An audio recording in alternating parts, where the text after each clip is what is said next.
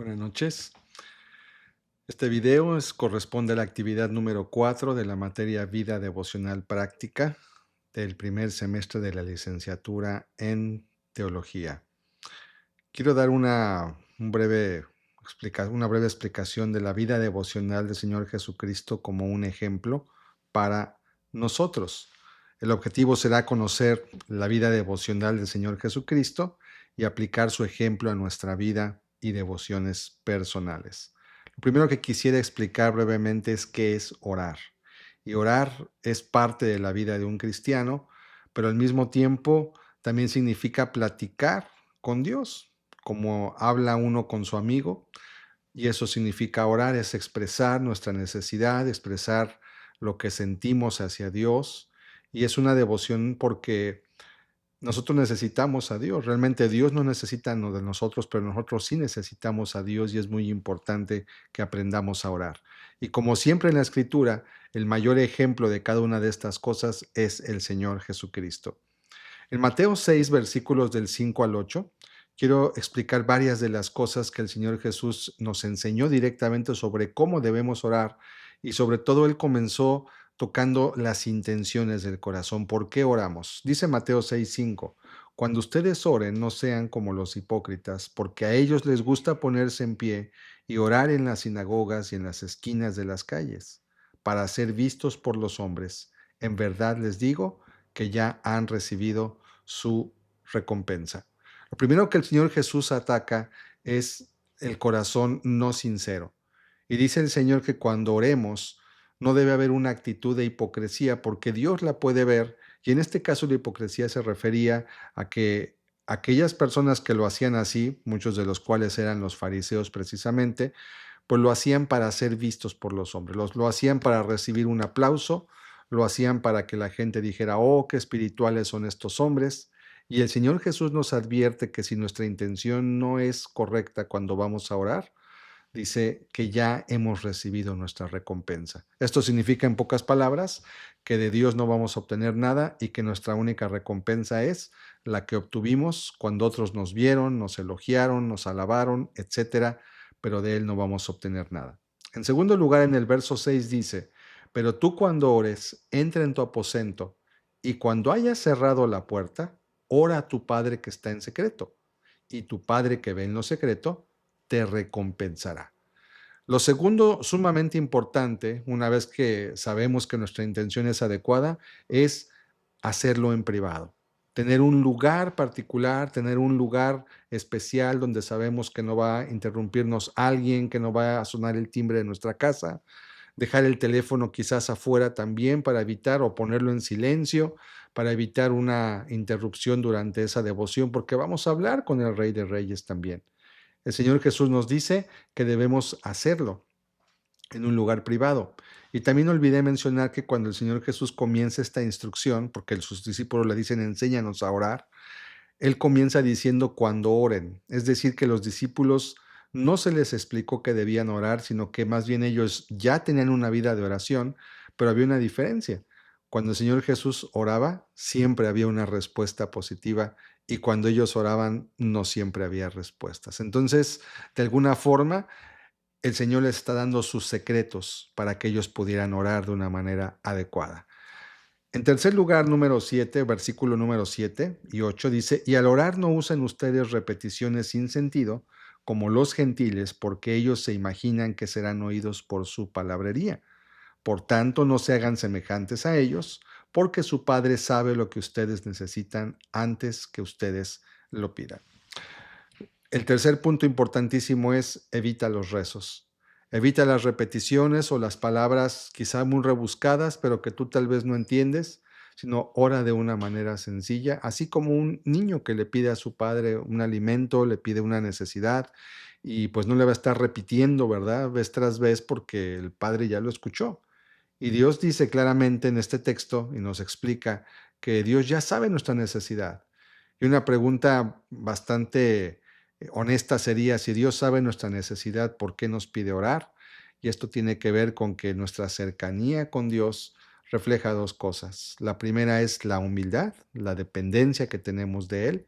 Y dos, también nos enseña a estar siempre cerca, entendiendo que de Él vienen todas las cosas. Por eso Él quiere que pidamos. Dios sabe lo que necesitamos, pero si no aprendemos a pedir, nos estamos evitando a nosotros de un beneficio que nos va a dar el estar cerca de su presencia, porque no debemos buscar a Dios solamente por lo que Él nos da, debemos de buscarlo por lo que Él es. Y también esa es una intención muy importante que tenemos que cuidar mucho cuando estemos viendo y estemos buscando orar a Dios. No solamente buscarlo para verlo como una máquina de favores, como un tipo genio de Aladino que sobaba la lámpara, ¿verdad? Y que de alguna forma salía el genio y le decía que pidiera un deseo. Dios no es así. Dios sabe nuestra necesidad. Él nos dice que debemos orar pidiendo que su nombre sea santificado. Es el motivo principal de la oración. Y Él quiere que podamos aprender a en todo lo que hacemos y aún en nuestra devoción, buscarlo a Él antes que a ninguna otra circunstancia. Quiero concluir este tema leyendo 3 versículos del Evangelio de Juan. Juan 11, 41 y 42. El primero, cuando Jesús resucita a Lázaro. Dice, entonces quitaron la piedra. Jesús alzó los ojos y dijo, Padre, te doy gracias porque me has oído. Yo sabía que siempre me oyes, pero lo dije por causa de la multitud que me rodea, para que crean que tú me has enviado. La comunión de Jesucristo con su Padre era tan estrecha, dice la Biblia, que él aprendió la obediencia en la carta a los Hebreos, y siendo él Dios mismo, ahora encarnado, ¿verdad? Él es el Logos que creó el mundo, la tierra y todo lo que en él hay, y sin embargo se hizo obediente, aprendió la obediencia como hombre, como siervo, y él aprendió la comunión y a pedir con Dios como un ejemplo para nosotros. Y cuando él resucita a Lázaro, él hace una oración en público por una razón. No era para que lo vieran, era para que ellos entendieran, las personas que estaban ahí, que Dios lo había enviado a él para hacer todo lo que hacía. El segundo texto que quiero leer es Juan 12, 27 y 28, que nos habla acerca de cuando Jesús estaba a punto de ser sacrificado en la cruz. Ahora mi alma se ha angustiado, dice este texto. ¿Y qué diré? Padre, sálvame de esta hora. Pero para esto he llegado a esta hora. Padre, glorifica tu nombre. Entonces vino una voz del cielo y lo he glorificado y de nuevo lo glorificaré. En este texto también vemos cómo el Señor, cuando estaba en su momento quizás de mayor angustia de todo su ministerio, pues él oró para buscar el consuelo del Padre. Es cierto que también trajo a sus amigos, se trajo a los discípulos más cercanos a él y les pidió que lo apoyaran a orar porque estaba muy angustiado hasta la muerte. No sé qué significan esas palabras, pero deben ser una tristeza tan grave y profunda que él sentía la necesidad de que otros oraran también por él, porque realmente era difícil la prueba que estaba afrontando. No solo en este momento, también cuando el Señor Jesús escogió a sus discípulos, Él también oró antes de escogerlos, buscando la dirección del Padre. Es decir, que en momentos de tomar decisiones difíciles también es elemental que busquemos la ayuda de Dios, porque nuestros sentidos nos pueden engañar y nos pueden jugar una mala pasada y podemos creer que tomamos la mejor decisión y realmente estamos haciendo algo inadecuado e incorrecto.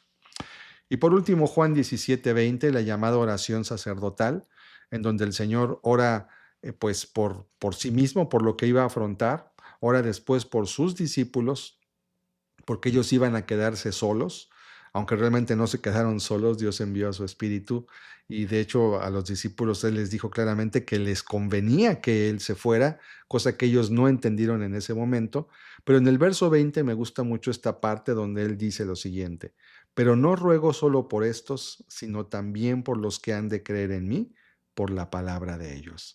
El Señor Jesús no se limitó a orar únicamente por aquellos que estaban con Él en ese momento, sino que Él, siendo un profeta también, teniendo el Espíritu Santo, Él entendió que muchos iban a venir después de ellos y que también íbamos a necesitar grandemente de su presencia. Y desde ahí el Señor, comenzando ese gran ministerio, como dice Hebreos, de un gran sumo sacerdote, nos incluye y ora por nosotros. Y pienso, por todo esto que acabo de comentar, que una de las peticiones del Señor Jesucristo era que ellos aprendan a orar, que ellos aprendan a relacionarse contigo, Padre, porque dice más adelante que sean uno, así como tú y yo somos uno. Es decir, una comunión estrecha, una comunión íntima, una comunión cercana que traiga deleite, pero también nos enseñe a caminar día a día en este peregrinar corto que tenemos hacia la tierra celestial que Él nos ha prometido, pero que lo hagamos de tal forma que podamos cumplir los propósitos de Dios en nuestra vida, o que más bien Dios pueda cumplir a través de nosotros todo lo que Él quiere que hagamos, y para ello necesitamos ser dirigidos, necesitamos ser guiados, instruidos, reprendidos, consolados, porque realmente, como dice en el Salmo 42, mi alma tiene sed de ti, oh Señor. Como el ciervo brama por las corrientes de las aguas, así clama por ti, oh Dios, el alma mía. Que Dios les bendiga y que esto pueda ser un aliciente para mejorar sus devociones y su cercanía con el Señor. Buenas noches.